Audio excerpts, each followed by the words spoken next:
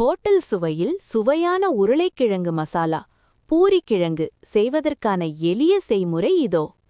தேவையான பொருட்கள்: உருளைக்கிழங்கு 3 அல்லது 4 வேக வைத்து மசித்தது, பெரிய வெங்காயம் 2 நீளவாக்கில் நறுக்கியது, பச்சை மிளகாய் 3 முதல் 4 காரத்திற்கு ஏற்ப, இஞ்சி ஒரு சிறிய துண்டு பொடியாக நறுக்கியது அல்லது துருவியது, மஞ்சள் தூள் 1/4 டீஸ்பூன், கடலை மாவு 1 டேபிள் ஸ்பூன் தடிமனான பதம் கிடைக்க, உப்பு தேவையான அளவு, எண்ணெய் 2 டேபிள் ஸ்பூன், தாளிக்க கடுகு, உளுத்தம்பருப்பு, கடலைப்பருப்பு, கறிவேப்பிலை, நறுக்கிய மல்லித்தழை சிறிதளவு.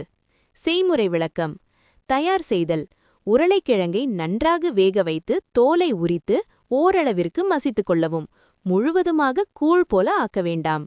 தாளிப்பு: ஒரு வாணலியில் எண்ணெய் ஊற்றி சூடாக்கவும், கடுகு, உளுத்தம்பருப்பு, கடலைப்பருப்பு மற்றும் கறிவேப்பிலை சேர்த்து தாளிக்கவும்.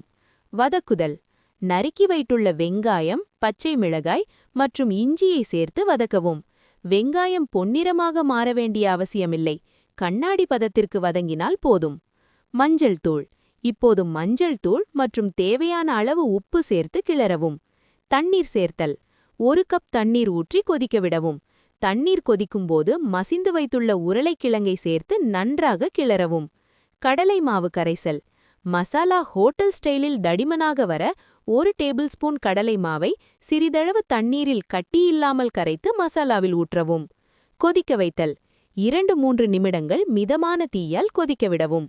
மசாலா கெட்டியான பதத்திற்கு வந்தவுடன் மல்லித்தழை தூவி இறக்கவும். சிறு குறிப்புகள்: கடலை மாவு சேர்ப்பது மசாலாவிற்கு நல்ல வழுவழுப்பு தன்மையையும் சுவையையும் தரும். உங்களுக்கு இன்னும் கொஞ்சம் மணம் தேவைப்பட்டால் இறக்குவதற்கு முன் 1 சிட்டிகை பெருங்காயத்தூள் சேர்க்கலாம்.